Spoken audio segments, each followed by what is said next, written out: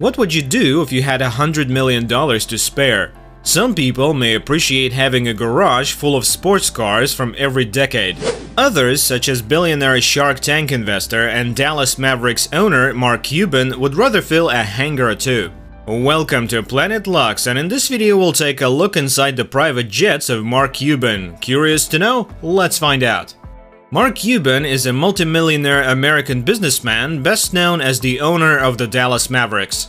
He also rose to prominence as a contestant on the business reality television show Shark Tank. When he isn't holding NBA careers, producing movies, or investing in Indian crypto startups, Cuban is a private jet collector. In fact, the shark with the most money in the tank has 3.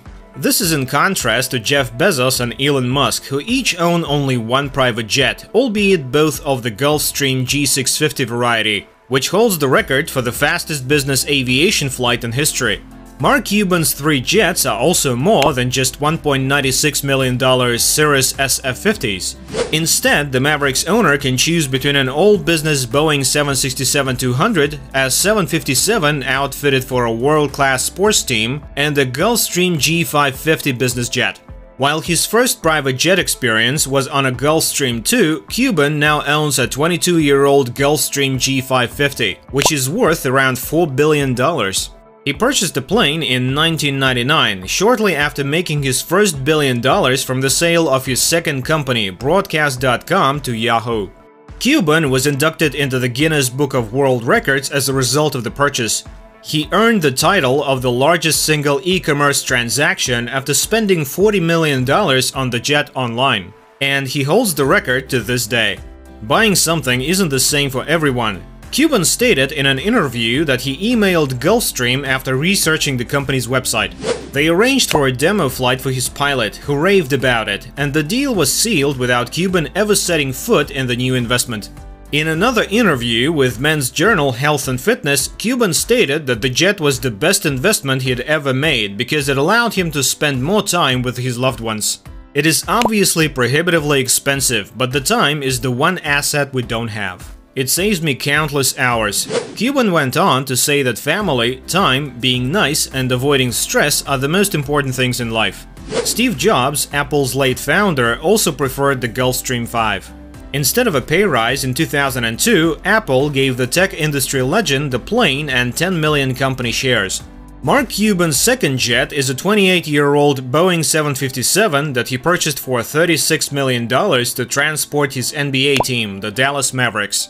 By the way, if you're watching us for the first time, make sure to hit that subscribe button and turn on notifications so you can enjoy our future videos while getting updated.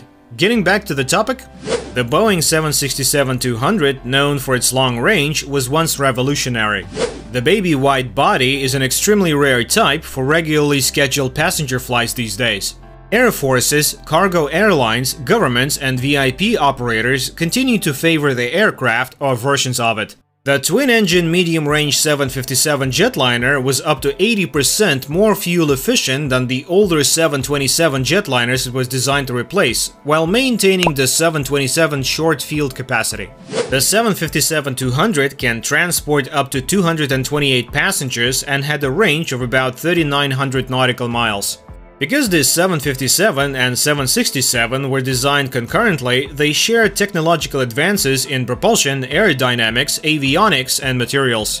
The 757 and 767's pioneering 2-crew computerized flight decks, or glass cockpits, are nearly identical, so pilots could easily qualify to fly both. Boeing decided to discontinue 757 production in late 2003 because the increased capabilities of the latest 737 and the new 787 met the needs of the 757 market. Boeing delivered the final 757 passenger plane to Shanghai Airlines on April 27, 2005. The plane was the 1050th Boeing 757 ever built.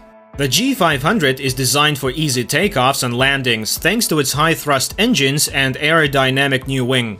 He can enjoy access to short runways and high-altitude airports, as well as increased efficiency and emission reductions.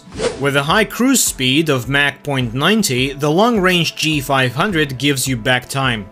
Fewer flight hours imply longer intervals between scheduled maintenance visits, a higher potential aircraft value, and younger crews.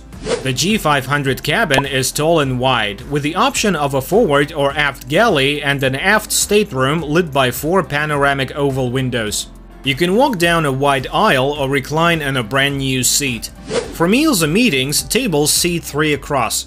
The G500 pioneered the Symmetry flight deck, which includes active controlled side sticks that increase visual and tactile feedback between pilots.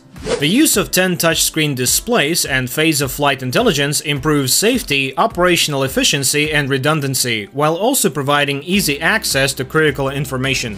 The enhanced flight vision system enables authorized pilots to land in low-visibility conditions without using natural vision, increasing access to airports and reducing go-arounds. A synthetic vision primary flight display with 3D graphics of terrain and runways improves pilot situational awareness even more.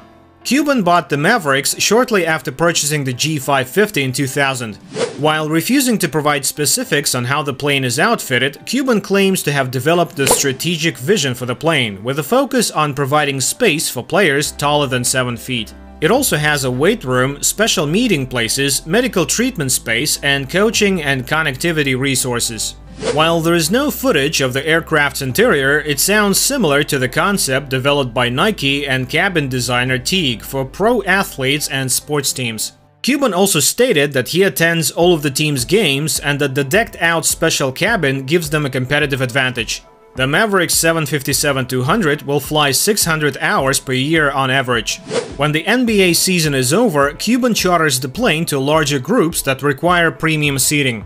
The jet was upgraded in 2006 with Aviation Partners Inc.'s blended winglet technology, which increased its range and eliminated long-haul refueling stops. The jet, registered as N01DM, can currently be seen transporting the Mavericks between Dallas and other Western Conference cities.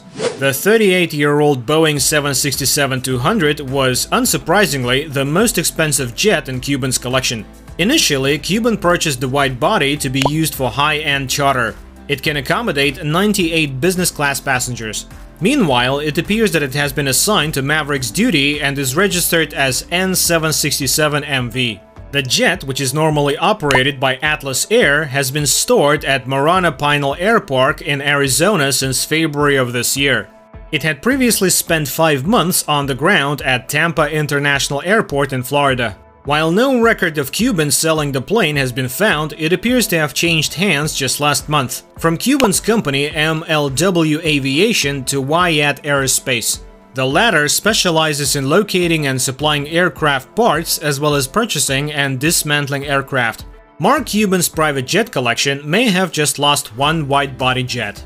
Cuban has founded more than 10 companies, beginning with software reseller MicroSolutions in 1983 and progressing to Cost Plus Drugs, a public benefit corporation he founded in January 2022 with the goal of lowering prescription drug prices.